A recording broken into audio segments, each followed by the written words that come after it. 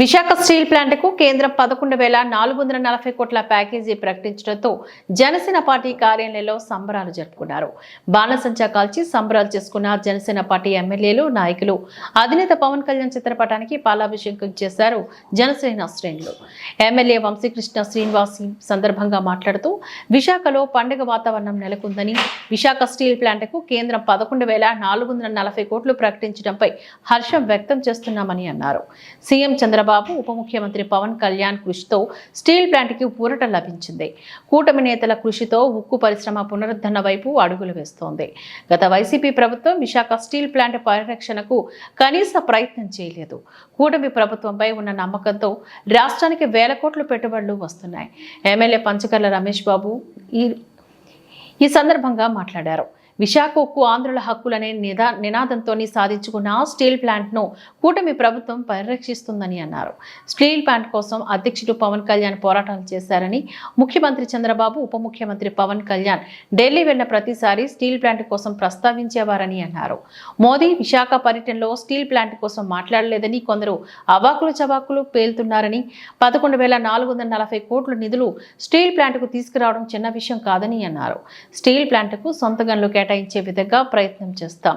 MLA Konathala Ramakrishna comments చేశారు. Steel plant పునరుద్ధరణ పనులు శరవేగంగా జరుగుతున్నాయి. కాస్ట్ మైన్స్ సాధించేలా ఎన్డీఏ శ్రమిస్తోంది. వీడిపోయిన రాష్ట్రంలోని అతిపెద్ద పరిశ్రమ విశాఖ ఉక్కును కాపాడుకోవాలని మోడీ ఆర్థిక ప్యాకేజీని ఇచ్చారు. కార్మికులు విశేష కృషి చేశారు. వారందరికీ అభినందనలు తెలిపారు. రాష్ట్ర ప్రజల ప్రయోజనాలే ధ్యేయంగా పవన్ కళ్యాణ్ ముందుకు వెళ్తున్నారని అన్నారు.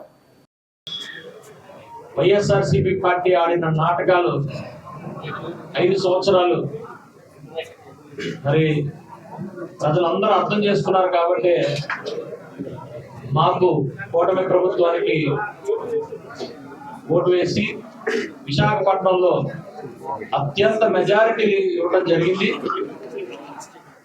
దానికి కట్టుబడి మేము విశాఖపట్నానికి ఏమేమి రావాలో, ఏమేమి పెండింగ్ ఉన్నాయో ఒకటిగా కూటమి ప్రభుత్వం మరి ఈరోజు నెరవేరుస్తుంది.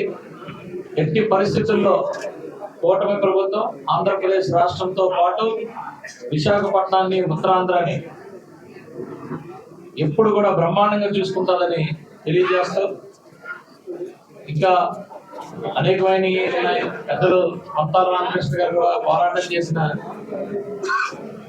సుజల శ్రవంతి కూడా త్వరలోనే అది కూడా చాలా సహకారం అవుతుంది. ఎందుకంటే ఈ సంవత్సరంలోనే పోలవరం లెఫ్ట్ కెనాల్ కూడా కంప్లీట్ చేసి వాటర్ కూడా పూర్తిగా తీసుకొచ్చే పరిస్థితి కూటమి ప్రభుత్వం చేస్తుంది.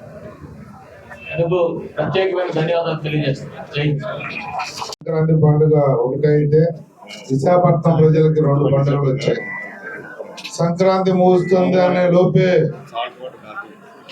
ఇక్కడ ప్రజల చిరకాల వాంఛ, ఆశయం ఏదైతే ఉందో, విశాఖ ఉక్కు ఆంధ్రలో హక్కు అన్న నినాదంతో మొదలైన ఈ స్టీల్ ప్లాంట్ కాపాడుకుంటామన్న ఆ దీక్ష ఫలితం గౌరవ జనసేన అధ్యక్షుడు అప్పుడు అధ్యక్షులుగా ఉన్నప్పుడు ఈ ప్రభుత్వం ఎన్డీఏ ప్రభుత్వం రాకముందు కూడా నేను మీకున్నాను అని చెప్పి మీతో పాటు నేను పోరాటం చేస్తానని పిలుపు ఇచ్చిన మా అధ్యక్షుడు పవన్ కళ్యాణ్ గారికి ధన్యవాదాలు తెలియజేస్తా ఉన్నాం.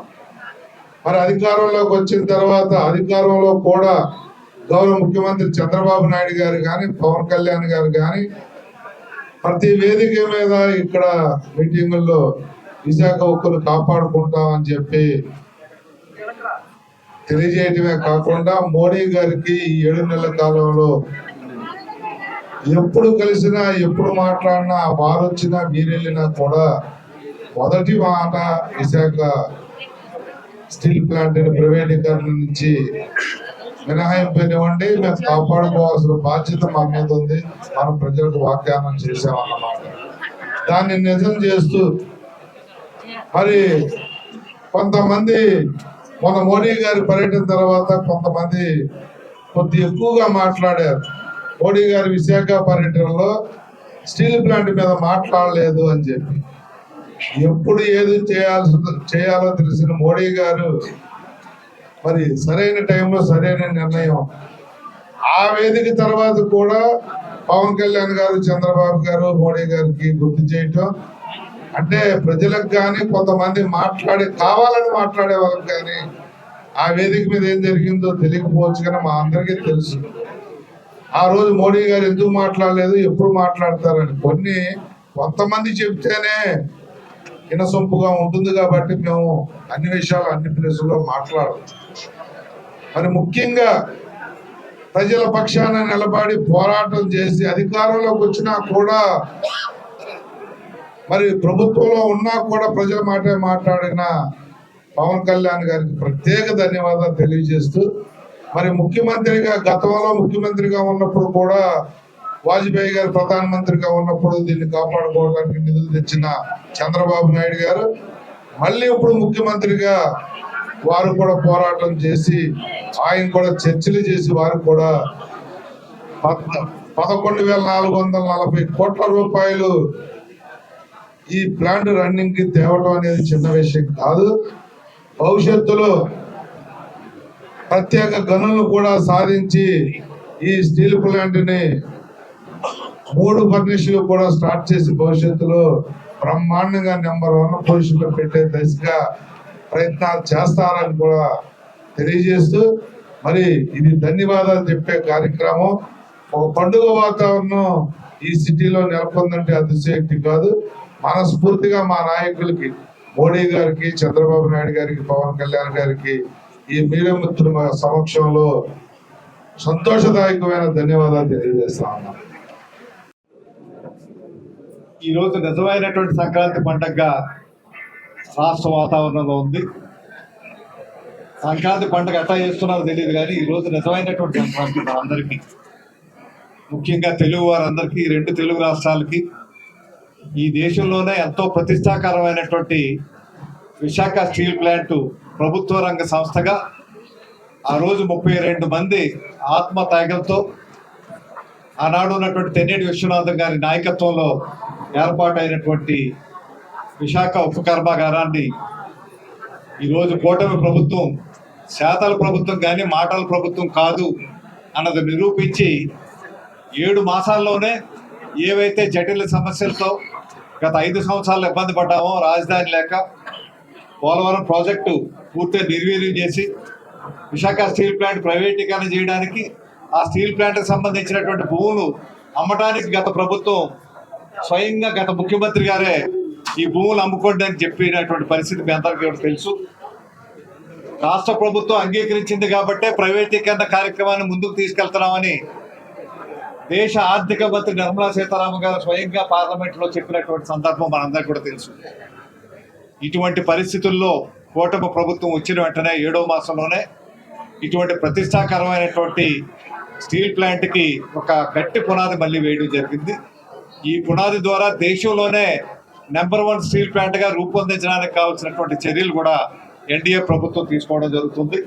దీనికి విశాఖ ప్రజల తరఫున, ఉత్తరాంధ్ర తరఫున, తెలుగు రాష్ట్ర ప్రజల తరఫున మన గౌరవ ప్రధానమంత్రి నరేంద్ర మోడీ గారికి నా హృదయపూర్వక ప్రజల తరఫున అభినందనలు, కూటమి తరఫున అభినందనలు వారికి తెలియపరుస్తున్నా. అంతేకాదు, నేను ఒక్క ఉదాహరణ చెప్తాను. ఇక్కడ ఎంతో అనుభవశాలైనటువంటి వ్యక్తి ముఖ్యమంత్రి అయితే పరిపాలన ఏ రకంగా ఉంటుంది అన్నది చంద్రబాబు నాయుడు గారి పరిపాలనలో చూస్తున్నాం 7 మాసాలు. అదేవిధంగా పరిపాలనలో అనుభవం లేకపోయినా ఒక డిప్యూటీ ముఖ్యమంత్రిగా ఈ దేశానికి, రాష్ట్రానికి ఏదో చేయాలి, ప్రజలకు చేయాలనే తపనతో తన కంకణం కట్టుకొని ఈ కూటమి ప్రభుత్వం ఏర్పాటు చేస్తామని చెప్పి, ముఖ్యంగా కూటమి ప్రభుత్వం ఎన్డీఏలో భాగస్వాములు అవడానికి ముఖ్యంగా దోహదపడ్డది పవన్ కళ్యాణ్ గారి వల్ల ఈరోజు ఈ విజయం సాధించామంటే ఆ రోజు కూటమి ఏర్పడ్డాం కాబట్టే ఈరోజు ఈ విజయం సాధించగలిగాం. లేదంటే మన ఊహకు అందనటువంటి విధంగా పరిస్థితులు ఉండేవి. ఈరోజు చిత్తశుద్ధితో పనిచేసినటువంటి నాయకులు ఈ రోజున రాష్ట్రంలో కానీ కేంద్రంలో కానీ ఉన్నారు. అదేవిధంగా పవన్ కళ్యాణ్ గారు అయితే కేంద్రంలో మంత్రి పదవులు తీసుకున్నప్పుడు జనసేన నుంచి ఎందుకు మంత్రి పదవి తీసుకోలేదని ప్రశ్న వచ్చినప్పుడు ఆయన ఒకే ఒక్క విషయం చెప్పారు మాతో, నాకు పార్టీ ప్రయోజనాల కంటే, స్వార్థ ప్రయోజనాల కంటే, వ్యక్తిగత ప్రయోజనాల కంటే రాష్ట్ర ప్రజల ప్రయోజనాలు, రాష్ట్ర అభివృద్ధి ముఖ్యం కాబట్టి రేపు ఎన్డీఏతో మనకు కావాల్సిన సమస్యలు పరిష్కారం చేసుకోవాలంటే మనం పదవులు ఆశించడం మంచిది కాదు. నా శక్తి అంతా కూడా ఈ రాష్ట్ర అభివృద్ధికి నేను పెడతానని చెప్పి స్వయంగా మా అందరికీ కూడా మీకు ఎమ్మెల్యేల సమావేశంలో స్పష్టంగా చెప్పారు. అప్పుడు అనుకున్నారు అందరూ, అయితే ఈ కారణం వల్ల తీసుకోలేదు. ఆయన స్పష్టంగా చెప్పారు, ఒక రాజధాని నిర్మించుకోవాలి, ఈ రాష్ట్రానికి బ్యాక్ బోన్గా ఉన్నటువంటి పోలవరం ప్రాజెక్టు నిర్మించుకోవాలి, అటు రాయలసీమ ఉత్తరాంధ్రకి నీళ్లు తీసుకురావాలి, అదేవిధంగా ఎంతో ప్రతిష్టాకరమైనటువంటి స్టీల్ ప్లాంట్ కాపాడుకోవాలి, ఎంతో మంది ప్రాణత్యాగం చేసేటువంటి స్టీల్ ప్లాంట్లు కాపాడుకోవాలి. కాబట్టి నేను ఏ పదవులు కూడా తీసుకోలేదు ఈ పార్టీ నుంచి అని స్పష్టంగా చెప్పారు. దానికి ప్రత్యామ్నాయంగానే ఇప్పుడు జరుగుతున్నటువంటి పరిణామాలు ఈరోజు నిస్వార్థంగా ఉన్నారు కాబట్టి ప్రధానమంత్రి గారు కూడా అంత గౌరవం ఇచ్చి ఈరోజు అవదు చేత కాదు అవదు ఇది అనుకున్నటువంటి పరిస్థితుల్లో మొన్ననే ప్రధాని గారు వచ్చి వెళ్ళడం జరిగింది. కానీ వారు ఒక ప్రణాళికతో దీన్ని పూర్తి స్థాయిలో మళ్ళీ ప్రక్షాళన చేసి దీన్ని నిలబెట్టాలనేటువంటి కార్యక్రమం జరుగుతుంది. త్వరలోనే వీటికి కావాల్సినటువంటి క్యాపిటల్ మైన్స్ కానీ, అటు ఓఎండిసితో కానీ, లేదా ఎన్ఎండిసి కానీ, ఎంఎండిసితో కానీ టైఅప్ పెట్టుకొని దానికి క్యాపిటల్ మైన్స్ రావడానికి కావాల్సిన విధంగా ఆ కృషి కూడా రాష్ట్ర ప్రభుత్వం ద్వారా ఎన్డీఏ ప్రభుత్వం చేస్తుందనేసి మీ అందరికి కూడా మరొకసారి తెలియపరుస్తూ, ఇది 3వసారి జీవితం ఇవ్వటం స్టీల్ ప్లాంట్కి. మొదటి పర్యాయం పివి నరసింహరావు గారి హయాంలో ఆ రోజు 94-95 సంవత్సరాలు గ్యాప్ ఉంటే అప్పుడు కూడా చాలా నష్టాల్లో ఉంటే అప్పుడు కూడా ఈక్విటీలో 4,000 కోట్ల రూపాయలు ఈక్విటీగా కన్వర్ట్ చేశారు. 8,000 కోట్ల రూపాయలు అప్పుల్లో ఉంటే ఇప్పుడు ఈ రోజున మళ్ళీ అంత భారీ స్థాయిలో 10,400 కోట్ల రూపాయలు ఈక్విటీ భాగస్వామిగా కేంద్ర ప్రభుత్వం రావడం అంటే దీనికి పూర్తిగా గట్టి పునాదులు వేసే కార్యక్రమం జరుగుతుంది. అదేవిధంగా వర్కింగ్ క్యాపిటల్ క్యాపెక్స్ కూడా అది ప్రొఫెషనల్ షేర్స్ కింద మార్చి 1,140 కోట్ల రూపాయలు వాటికి పెట్టారు. అసలు ఈ ప్లాంట్ గత 4 నెలలుగా జీతాలు కూడా లేనటువంటి పరిస్థితి ఉంది అక్కడ ఉద్యోగస్తులకి. అదేవిధంగా ఈ ప్లాంటు తను నష్టపోతూ దేశానికి మేలు చేసే విధంగా ఇప్పటి వరకు కూడా ఈ ప్లాంట్ మొదలు పెట్టాక 96,200 కోట్ల రూపాయలు ట్యాక్సుల రూపాన ఈ దేశానికి తను చెల్లించుకున్నటువంటి ఉంది. ఎక్సైజ్ కానీ, ఇన్కమ్ ట్యాక్స్ కానీ, సేల్స్ ట్యాక్స్ కానీ, ఈవెన్ మీకు డిబెంచర్స్ ఏదైతే వచ్చాయో ఆదాయంలో వచ్చిన వాటిలో ఇచ్చినటువంటి డివిడెండ్స్ కానీ, డివిడెండ్స్ ఒకటే 17,500 కోట్ల రూపాయలు. ఒక ఎక్సైజ్ డిపార్ట్మెంట్కే 39,800 కోట్ల రూపాయలు ఎక్సైజ్ డిపార్ట్మెంట్ కట్టింది. అదేవిధంగా ఇన్కమ్ ట్యాక్స్ అయితే సుమారు 28,000 కోట్ల రూపాయలు ఎంతగా కంట్రిబ్యూట్ చేసి ఈ ప్రాంత రాష్ట్ర అభివృద్ధికి దోహదపడి ఈ విడిపోయినటువంటి ఆంధ్ర రాష్ట్రంలో ఇదే పెద్ద మనకు పరిశ్రమ. ఈ పరిశ్రమను మనం జాగ్రత్తగా కాపాడుకోవాల్సినటువంటి అవసరాన్ని గమనించాల్సిన అవసరం ఉంది. కాబట్టే నరేంద్ర మోడీ గారు, ప్రధానమంత్రి గారు ఇటువంటి మంచి చర్య తీసుకొని నిన్న కేబినెట్ సమావేశంలో ఒక మంచి ఆర్థిక ప్యాకేజ్ ఇచ్చారు. దీని తర్వాత క్యాపిటల్ మైన్స్ ప్యాకేజ్ కూడా అతి త్వరలోనే వస్తుంది. దీనికి నరేంద్ర మోడీ గారికి, మన ముఖ్యమంత్రి నారా చంద్రబాబు నాయుడు గారికి, పవన్ కళ్యాణ్ గారికి రాష్ట్ర ప్రజల తరఫున, తెలుగు రాష్ట్ర ప్రజల తరఫున అభినందనలు తెలియపరుస్తూ, ఇందులో కార్మికుల శక్తి కూడా చాలా ముఖ్యమైనది. ఈ రోజు కార్మికులు నిరంతరం పోరాటం చేసి ఇది ప్రైవేటీకరణ అవ్వకుండా అడ్డుకట్ట ఒక పండుగ వాతావరణం నెలకొంది. దానికి కారణం విశాఖపట్నం స్టీల్ ప్లాంట్ కి 11,500 కోట్లు వాళ్ళ కేంద్ర ప్రభుత్వం ప్రకటించడం. ఎంతో కాలం నుంచి స్టీల్ ప్లాంట్ ప్రైవేటీకరణ చేయొద్దు, అది ఆంధ్రుల హక్కు అని చెప్పి వాళ్ళ పవన్ కళ్యాణ్ గారు, అలాగే చంద్రబాబు నాయుడు గారు, అలాగే బీజేపీ వాళ్ళు కూడా అందరూ కూడా మాట్లాడుతున్నారు. ముఖ్యంగా పవన్ కళ్యాణ్ గారు ఎన్నోసార్లు ధర్నాలు చేసి, ఎన్నోసార్లు మోడీ గారితో మాట్లాడి ఇవాళ ఈ ప్యాకేజ్ రావడానికి మెయిన్ కారకులుగా ఉన్నారు. ఆయనకి ఉత్తరాంధ్ర, ముఖ్యంగా ఆంధ్ర రాష్ట్ర ప్రజల తరఫున ప్రత్యేకమైన ధన్యవాదాలు తెలియజేస్తా ఉన్నాం. అలాగే చంద్రబాబు నాయుడు గారికి కూడా ప్రత్యేకమైన ధన్యవాదాలు. ఇవాళ ఎంతో మంది పేదలు, ఎంతో మంది ఉత్తరాంధ్ర ప్రజలకి విశాఖపట్నానికి కొండ దండగా ఉంది ఇవాళ స్టీల్ ప్లాంట్. దాన్ని కాపాడుకోవడం చాలా హ్యాపీగా ఉంది. గత ప్రభుత్వం ఎన్నిసార్లు చెప్పినా కూడా పట్టించుకోకుండా వదిలేసి ఇవాళ ఏం మాట్లాడుతూ ఉన్నారు. ఇవాళ ఈ విజయం సాధించినందుకు ప్రత్యేకంగా కొత్త సంవత్సరంలో ఎంతో ఉత్సాహంతో ఉన్నాం. అలాగే మొన్నే మోడీ గారు వచ్చి మరి సుమారు 100 కోట్లు 1000 కోట్లు వేల విశాఖపట్నానికి పెట్టుబడులు వస్తున్నాయంటే దానికి కారణం ఎన్డీఏ ప్రభుత్వం మీద ఉన్నటువంటి నమ్మకం, ఎన్డీఏ ప్రభుత్వం మీద ఉన్నటువంటి ప్రజలు ఏవైతే కోరుకొని ఏ విధంగా గెలిపించారో అదే విధంగా వాళ్ళ ముందుకు వెళ్తా ఉన్నాం. మరి వాళ్ళు ప్రత్యేకంగా అటు మోడీ గారికి, పవన్ కళ్యాణ్ గారికి, సీఎం గారికి అందరూ కూడా ప్రత్యేకమైన ధన్యవాదాలు తెలియజేస్తా ఉన్నాం. విశాఖపట్నం ప్రజలు చాలా హ్యాపీగా ఉన్నారు. విశాఖపట్నం ప్రజలు మరొకసారి ప్రత్యేకంగా ధన్యవాదాలు తెలియజేసుకుంటూ ఇప్పుడు రూరల్ ప్రెసిడెంట్ సోదరులు మాట్లాడతారు.